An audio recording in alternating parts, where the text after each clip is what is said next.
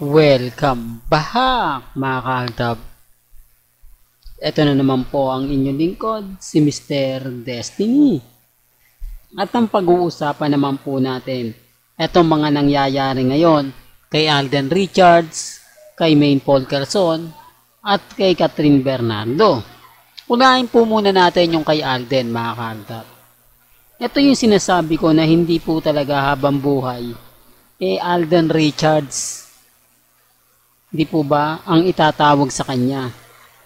Richard Paul Carson Jr. Ito po yung may asawa na. Ito po yung dalawa na ang anak at matagal ng kasal. Ika nga ni Bossing, matagal ng kasal. Dalawa na nga anak eh. Kaya nga sabi ko sa inyo mga kaaldab, alam ko marami na naman magre-react sa mga sinasabi ko. Pero okay lang po yan. Tanggap ko naman po. Di po ba? Na kung ano naman po yung sasabihin nila, kung ano man po yung pananakot ang gagawin nila, na keso dedemanda tayo, keso magkakaroon tayo ng kaso, kinukulong ng araw po ang mga fake news, di po ba? Okay lang. Hindi naman po kami natatakot at never naman po akong natatakot. Hindi po ba? Halatang halata naman po kasi mga kaaldab na bawat sabihin ko o bawat anggulo na ipaliwanag ko, marami talaga magre-react. Marami talaga magko-komento. Ito naman po, lagi ko naman sinasabi sa inyo at lagi ko naman pinapaliwanag, hindi po ba? Dito sa article na isinulat nga po, sari-sari pong komento ang mababasa ninyo. Yung mga reaksyon na mapapaisip ka rin talaga. Hindi po ba? Kasi yun po yung kagandahan sa isang mga post, sa isang article na may ibig ipahiwatig si Alden Richards. Pahiwatig na kumbaga mas madaling maintindihan at napakasimple lang po ang paliwanag niya. Kaya nga sabi ko sa inyo, antayin nyo na lang po, aamin din po yan si Alden. Hindi naman po habang buhay. Hindi po ba maitatago niya? Gaya nga po ng kay Christopher Martin. 7 years old na po yung anak niya. Bago po may isigaw sa buong mundo. O bago niya maipakilala. Dahil inilihim nga po ng GMA Kapuso. At etong wala na pong kontrata si Alden Richards at ang pinakahuli na nga po, etong pagiging host niya sa Star of the Floor, talaga naman po masasabi natin na finally na po, di po ba? Real to kaya mga kaaldab. Kaya sabi ko sa inyo, yung pagkawala ni Mengay sa Itbulaga, may mga bagay-bagay po na mahirap nga po rin po talagang ipaliwanag. Lalo pa po ngayon na pinakitaan na naman tayo ng edited picture na sila lang po yung may gawa. Siyempre, hindi na po ipopost yan ni Congressman. Hindi na yan ipopost ni Ibiang. Sila na po yung may kumukuha nun para lang po isampal sa atin. Para lang po ipakita sa akin na ito, Mr. Destiny, maliwanag pa sa sikat ng buwan. Maliwanag pa sa, kumbaga, sa mga sinasabi mo na puro ka lang fake news, puro ka lang paasa. Remind ko lang po, wala pong pilitan sa mga sinasabi ko. Lagi ko naman pong pinapaliwanag at lagi ko naman pong sinasabi sa inyo kung ano po yung paniniwala ninyo, nirerespeto ko po yan at ginagalang. At dito naman po sa channel ni Mr. Destiny, hindi naman po ako namimilit. Ang sa akin lang po, masaya akong magbigay ng update sa mga mamis, sa mga titas, sa mga senyor na dumadaan po sa channel ko. Hindi ko po ako makakakuha ng mga bagong subscriber para lang po sabihin o tangkilikin po ako. Ang mga natitirang subscriber po ni Mr. Destiny, ito po yung mga Aldab Nation since 2015 na nakasama ko po sa loob ng Broadway, na nakasama ko po sa Philippines Arena. Ganyan po sila karami. Ganyan po ang mga taong nagmamahal at nag-aantay kay Alden Richard. Hindi po ba totoo yan? Kaya yung iba guilty po kapag nabibigay ako ng throwback.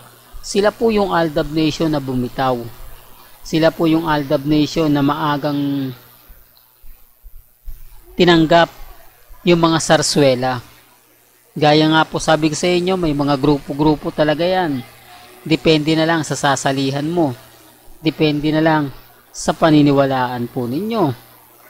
Yung iba pa rin pong katin, talagang naninindigan. Yan naman po yung pag-usapan natin. Sa tingin nyo po ba, para po sa mga Alden fanatics to, para po makita ninyo kung gaano nga po ba kaliteral ang pinapakita ni Catherine. Eto, never po itong ginawa ni Mengay Hindi, real talk to mga kaaldab. Never po siyang nagpakita ng napakalaking cleavage.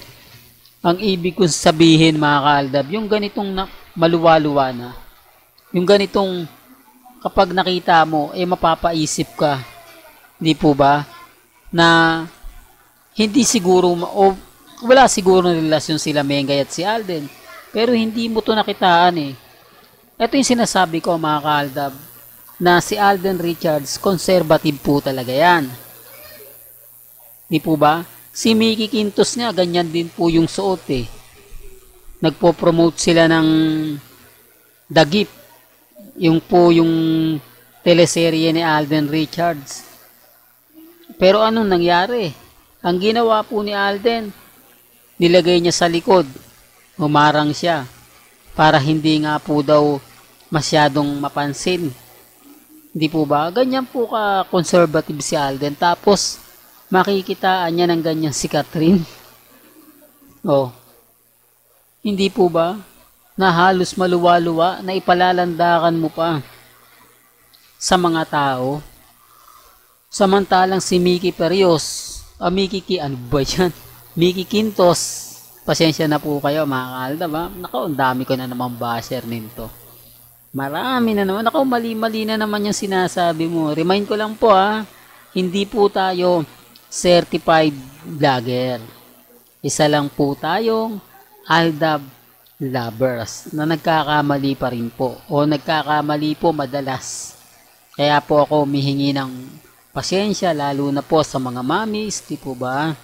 Well, balikan natin yung sinasabi ko kanina. Hindi nga niya kaano-ano. Di po ba? Ito pa kaya kung sinasabi nilang may relasyon, sa palagay mo, papayag nga po ba si Alden Richards na magsuot ng ganyan si Catherine? Siyempre, kung ano po yung nasa isip ko, alam ko, ganun din po yung nasa isip po ninyo. Especially nga po, ang mga Alden fanatics, hindi po ba? Pero siyempre, ulitin ko, sa mga pangaliwanag ko at update ko, may kanya-kanya po tayong pananaw. May kanya-kanya tayong opinion. Depende na lang po sa inyo kung sino nga po yung paniniwalaan po ninyo.